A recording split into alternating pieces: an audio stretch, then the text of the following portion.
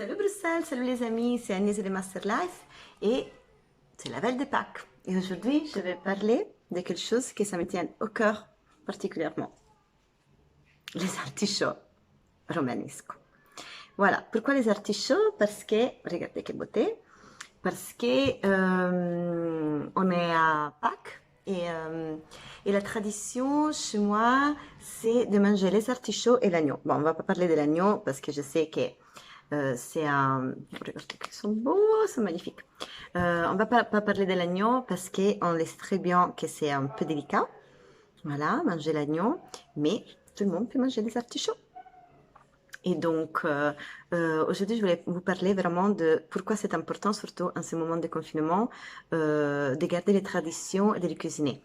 Et tout d'abord, je suis très contente parce que c'est très difficile de trouver cette typologie d'artichaut à Bruxelles, mais j'ai eu la chance de trouver un petit ange, donc un fournisseur de produits italiens qui, comme moi, adore les artichauts. Et donc, voilà, j'ai réussi à les avoir grâce à lui. Merci beaucoup. Et voilà, pourquoi les artichauts et pourquoi à Pâques? Bon, les artichauts à Pâques, c'est une tradition romaine et du centre d'Italie, parce que c'est la saison. Donc là, c'est la saison des artichauts. Et chez nous, il y a une typologie particulière d'agneau. Donc, c'est vraiment lié à la tradition. Et en ce moment, je pense que c'est très important de garder les traditions. Et faire les artichauts, c'est très compliqué de les nettoyer. Donc aujourd'hui, on va plutôt expliquer comment les nettoyer parce que les cuisiner, ça prend beaucoup de temps et aussi parce que je ne suis pas un chef. Donc voilà, et je vais suivre, pour certains qui vont regarder et qui sont de très grands connaisseurs de la cuisine, je vais suivre la recette de ma maman et de ma grand-mère. Donc c'est une révisitation de l'artichaut à la romanesco. Mais surtout pour le nettoyer, pour vous expliquer un peu l'histoire de cet légume végétal incroyable. Donc voilà, de qu'est-ce qu'on a besoin? Bon, des artichauts, là, j'ai cette merveilleuse caisse, je la montre, voilà, incroyable. Donc, des artichauts, citron, du couteau, persil, de la menthe. Voilà, nous utilisons la mentuccia romana, donc une typologie de menthe de chez moi. Mais voilà, ça sont les herbes de mon petit potager. Un petit peu de piment, si vous désirez, des gousses d'ail. Et de l'eau un peu tiède avec du citron pour nettoyer les artichauts. Et ça va lever l'amertume. Voilà. Une grande casserole, sel et huile extra vierge d'olive. Alors, première chose, nous prenons notre artichaut. Ça sent un peu le métal. Donc, pourquoi? Parce que l'artichaut, c'est un végétal ça s'appelle Cinara scolymus. Et donc, la spécificité, c'est qu'il a des métals, un goût amer, métal, mais doux aussi, dû à cette cinaria, donc cet élément de l'artichaut. Et il a beaucoup de propriétés pour la santé et pour le goût. Mais il a un goût très difficile. Donc, c'est merveilleux, mais il faut savoir le nettoyer d'abord et cuisiner. Donc, d'abord, on coupe un peu. Voilà. On coupe ici, disons. Voilà, désolé pour le vidéo. On coupe ici et on commence à enlever les feuilles extérieures parce qu'elles sont très dures pour les faire à la recette romaine. Donc, voilà. Et on coupe. Et vous allez voir que ça détend aussi un peu l'esprit, travailler les artichauts.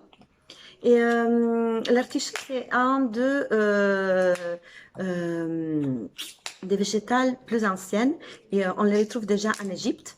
Et c'est passé par la Méditerranée jusqu'au aux Romans. Donc les Étrusques, d'abord, ils ont l'introduit en Europe. Voilà, regardez qu'il est beau et on va continuer. Et voilà. Voilà. on continue, jusque les feuilles sont très tendres. Donc, il y a plusieurs façons. Moi, je vous dis, pour les, disons, pour les débutants, on va les couper. Normalement, on peut faire différentes façons, mais voilà. Alors, cette partie, on va, voilà, enlever pour le cœur de l'artichaut, pour arriver vraiment, parce que la petite, disons, jambe ici de l'artichaut, ça devient très tendre, très doux, et on peut les manger aussi. Donc voilà, comme ça, on coupe un peu plus petit, et on commence à enlever tout l'extérieur. Voilà, voilà, voilà, voilà, là, hop là.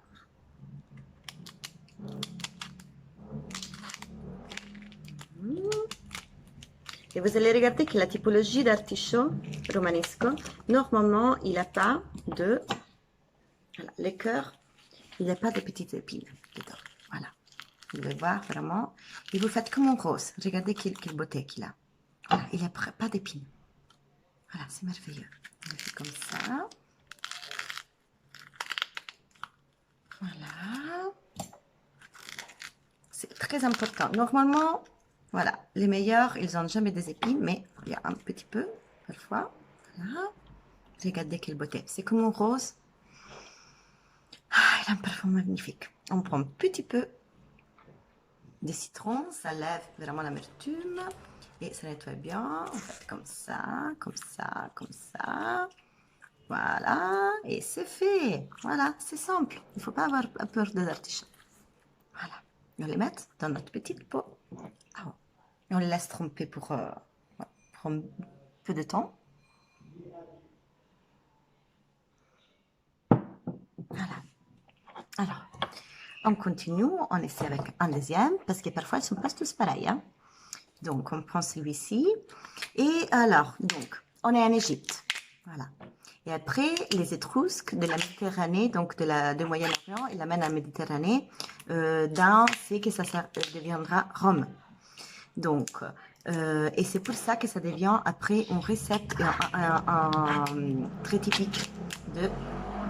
Donc, regardez bien, quand les feuilles sont très tendres comme ça, voilà, voilà, c'est prêt. On fait cette partie-là. Oups, voilà, on enlève. Vous pouvez continuer là parce que toute la journée à faire. Et donc, qu'est-ce qu'il passe avec l'artichaut? Pourquoi ça s'appelle Cinaria? Parce que c'est la légende qu'il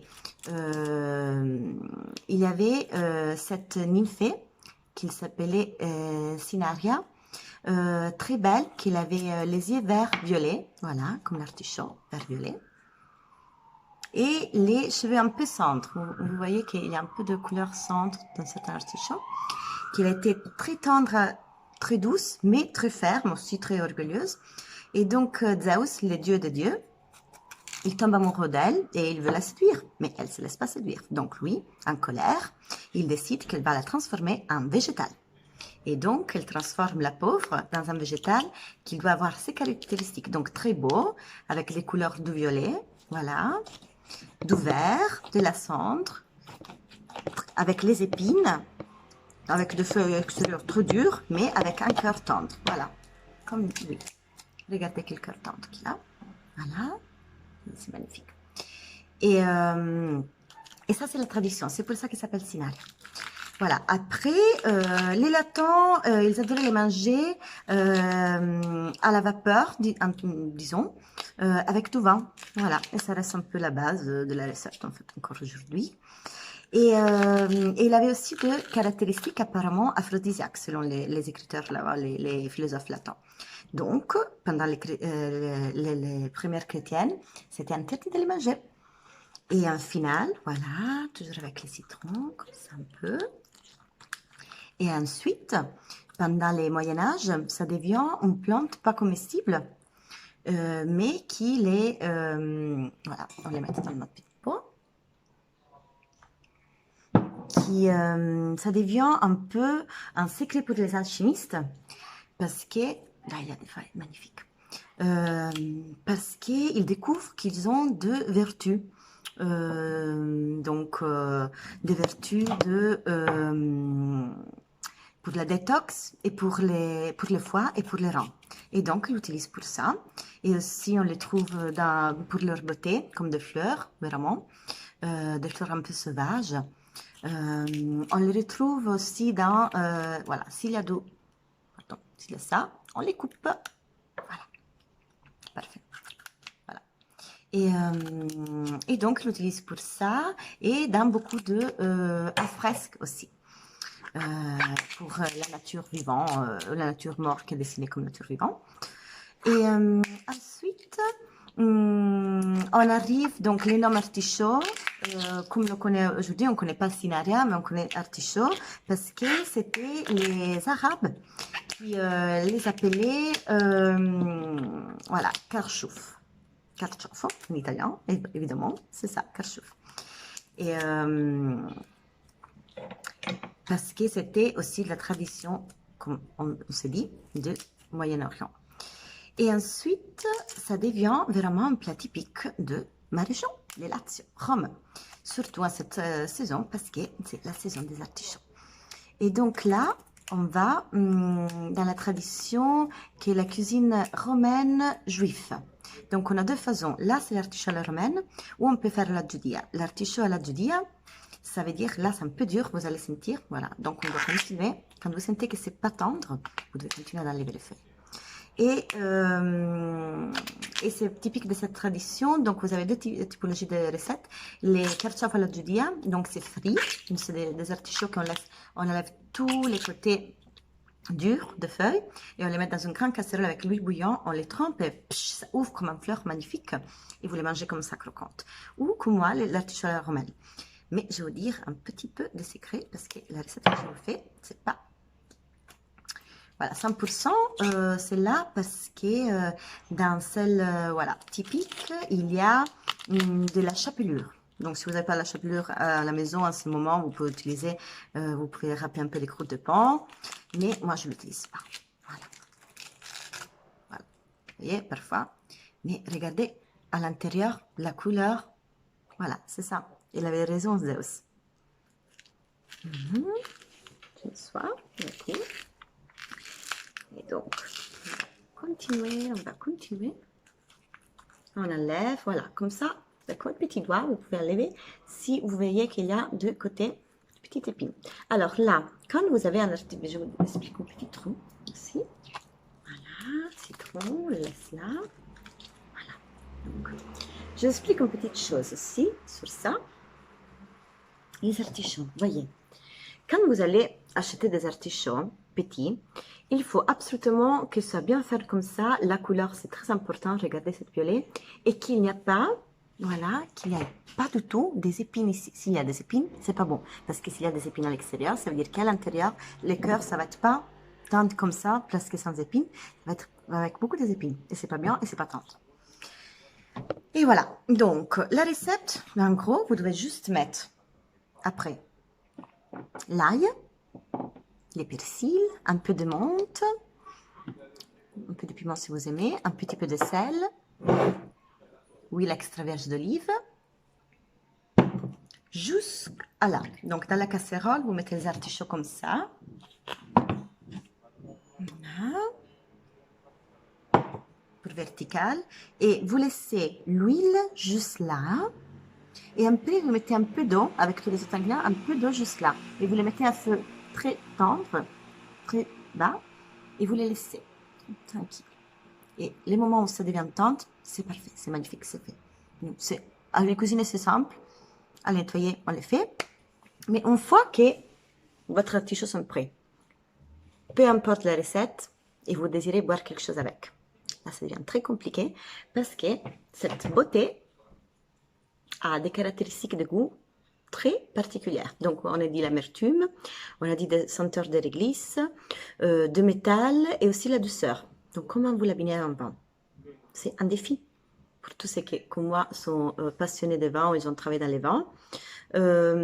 Donc, la solution meilleure, c'est d'utiliser quelque chose qui soit frais, qui soit parfumé, qui soit avec certaines minéralités. Et donc, vous pouvez utiliser un exceptionnel Gewürztraminer. Vous pouvez utiliser un muscat sec. Par exemple, en Alsace aussi, il y a Gewürztraminer nord d'Italie. Vous pouvez aussi utiliser un Vermentino sarde. Et si vous voulez aller sur le rouge, je dirais certains primitivos entre la Puglia et la Calabre, il y a des primitivos aussi en Calabre, qui sont la réglisse un peu. Et sinon, vous pouvez prendre les bières artisanales qui sont la réglisse, le gin tonic, parce que les cinards, il y a de l'artichaut et les quinards, de la quinina de gin tonic, ils ont les mêmes goûts, la même amertume, caractéristique amertume de sœur, métal. Et voilà. Et petite chose pour les buveurs, il y a les cinards, qui c'est un liqueur similaire à l'apérole, mais un peu plus amer, qui c'est à base d'artichaut, et c'est la base du spritz vénitien. Et bon appétit à tout le monde. Et voilà. Et pour terminer, je voulais vous montrer un peu comment vraiment c'est la suite. Donc voilà, ici, voyez bien, on a mis nos amis artichauts dans l'eau, citron, parce que il faut le faire. Voilà. Pourquoi? Ça enlève l'amertume, ça garde les couleurs qui ça ne devient pas noir, et aussi parce que vous vous souvenez qu'il y a peut-être de petites épines ici, et bon là ça va enlever les petites épines comme ça en les trompant. Et aussi pourquoi j'adore cet artichaut, à part toute l'histoire que je vous racontais, la tradition et les goûts, c'est vraiment cette métaphore de cet artichaut qu'il y a l'extérieur un peu dur, un peu difficile, un côté un peu amer, mais une grande douceur à l'intérieur et une beauté extraordinaire. Donc voilà. Et pour terminer, on va les mettre, voilà, ici, dans la casserole. Voilà. Là, on met les artichauts comme ça. Voilà, vous avez mis les gousses d'ail. Voilà, la petite menthe, le persil, les piments si vous désirez. Laissez comme ça, tout approché. Faites une petite couronne. Voilà.